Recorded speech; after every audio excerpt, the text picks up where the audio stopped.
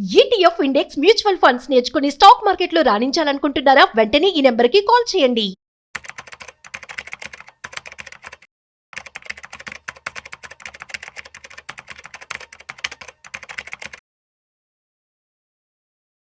మీరు స్టాక్ మార్కెట్లో ఇన్వెస్ట్మెంట్ చేస్తూ ఉన్నారా?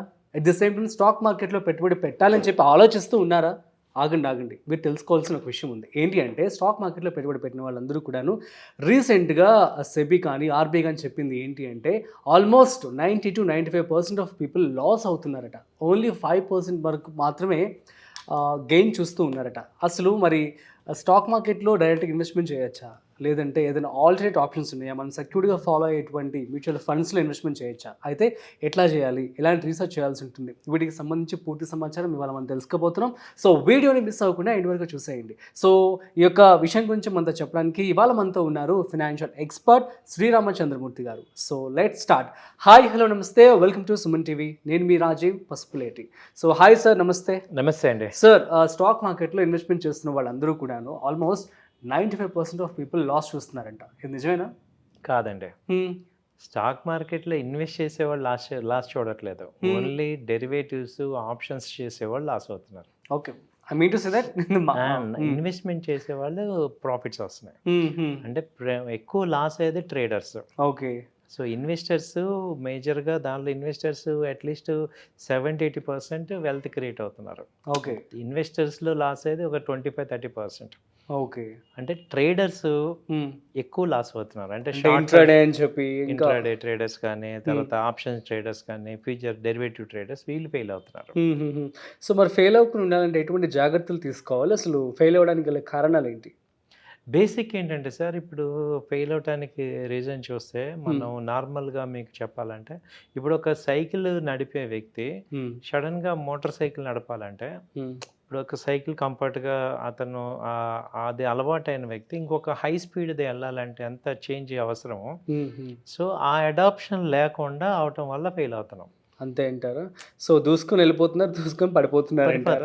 ఇప్పుడు మామూలుగా ఈక్విటీ మార్కెట్ అంటే జస్ట్ లైక్ సైకిల్ మీద డ్రైవ్ చేయటం, దానిలో పెద్ద మనకి ఎక్కువ ఎఫర్ట్ పెట్టడం కానీ, ఎక్కువ ఆలోచించడం కానీ, ఫోకస్ చేయటం కానీ ఉండదు. అదే ఇప్పుడు మోటార్ సైకిల్ మీద 80-90 స్పీడ్లు వెళ్ళేటప్పుడు ఎంత జాగ్రత్తగా ఉండాలి. ఆ మైండ్, ఆ అలర్ట్నెస్కి ఇక్కడ అదే సేమ్ స్టాక్ మార్కెట్లో ఈ ఇంట్రాడేలో ఏమవుతుందంటే చాలా ఫాస్ట్ మూవింగ్ జరుగుతూ ఉంటుంది. ప్రైసెస్ అబ్నార్మల్గా అప్ అండ్ డౌన్ అవుతుంటాయి. దానికి మన మైండ్ అడ్జస్ట్ అయ్యి ఆ మూమెంట్స్ని క్యాచ్ చేయలేకపోవటం వల్ల ఫెయిల్ అవుతున్నాం. ఓకే.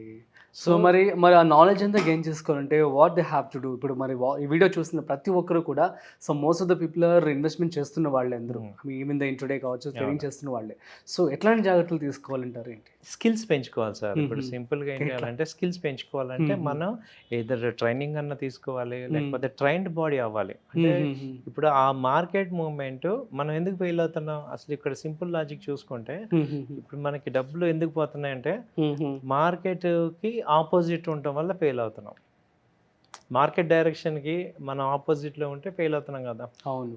సో ఆబ్వియస్గా అంతే కదా. ఇప్పుడు మనకి మార్కెట్లో మనీ వస్తుందంటే ఏంటి, మనము మార్కెట్ డైరెక్షన్లో వెళ్తుంటే.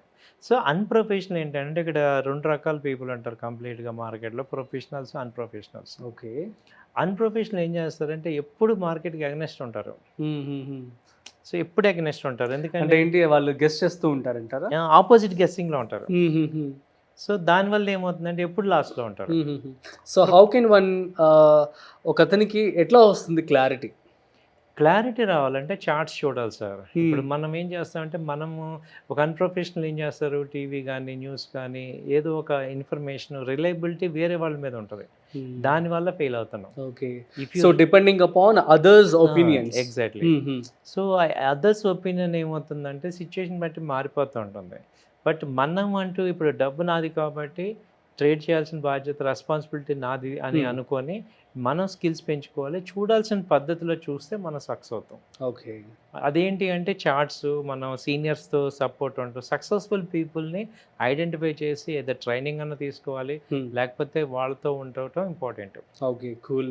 సో మరి ఆల్టర్నేటివ్ ఇన్వెస్ట్మెంట్స్, సరే ఇదంతా వద్దు నాకు, సో నేను చదువుకోలేను, నేను ఇంత టైం లేదు నాకు అని చెప్పి ఎవరైనా అనుకొని నాకు వేరే ఆప్షన్ చెప్పండి అంటే, మనకి మ్యూచువల్ ఫండ్స్ కళ్ళు మూసుకుని పెట్టచ్చు అని వింటూ ఉంటాం. సో మరి మ్యూచువల్ ఫండ్స్లోకి వెళ్ళచ్చు? మ్యూచువల్ ఫండ్స్ అక్కర్లేదు. ఇప్పుడు నేను ఫాస్ట్ డ్రైవింగ్ చేయను అన్నప్పుడు ఈక్విటీ కూడా మనకి సపోర్ట్ ఇస్తుంది. ఓకే, సో ఈక్విటీలో పెట్టుకోవచ్చు. ఇప్పుడు ఇంట్రాడే వదిలేసేయండి, డెరివేటివ్స్ ఆప్షన్స్ ఇవన్నీ వదిలేసేయండి, నార్మల్గా ఇన్వెస్ట్ చేసుకోండి. టాప్ కంపెనీస్, నిఫ్టీ టాప్ 50 కంపెనీస్లో మనకు నచ్చిన కంపెనీస్లో ఏవైనా తీసుకుంటే లాంగ్ టర్మ్లో డైరెక్ట్గా అసలు కళ్ళు మూసుకొని నిఫ్టీ 50లో ఇప్పుడు పెట్టేసుకోవచ్చు. నిజంగా అడిగారు కాబట్టి ఒక లైవ్ పాయింట్ చెప్తున్నా చూడండి. ప్లీజ్ చెప్పండి. ఇప్పుడు ఇండియా వచ్చి 4 ట్రిలియన్ ఎకానమీ. అవును.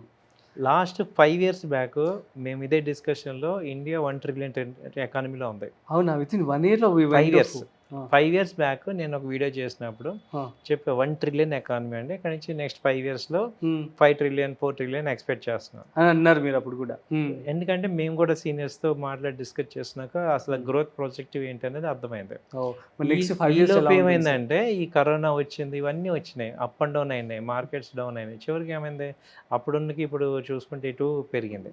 సో ఇప్పుడు నేను చెప్పేది ఏంటంటే, ఇప్పుడు ఇండియా వచ్చి $10 trillion నెక్స్ట్ 2030కి అవుతుంది. With in 4 years 5 years.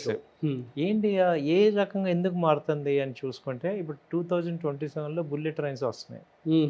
ఇప్పుడు లాస్ట్ 5 years నుంచి ఏమైంది, గవర్నమెంట్ మొత్తం ఫోకస్ అంతా ఈ రోడ్ ఇన్ఫ్రాస్ట్రక్చర్ డెవలప్ చేశారు. ఇప్పుడు రైళ్ళకి స్టార్ట్ చేస్తున్నారు. సో మేజర్ ఏంటంటే ట్రాన్స్పోర్ట్. ఇప్పుడు మనము కళ్ళ ముందే చూస్తాము, రేపు 2027లో హైదరాబాద్ నుంచి విజయవాడ 2-3 hours వెళ్ళిపోవచ్చు. మనం అంతకుముందు చూసాం కదా, ఇప్పుడు ఈ హైవే రోడ్లు రావటం వల్ల 5 hours వెళ్తున్నాం.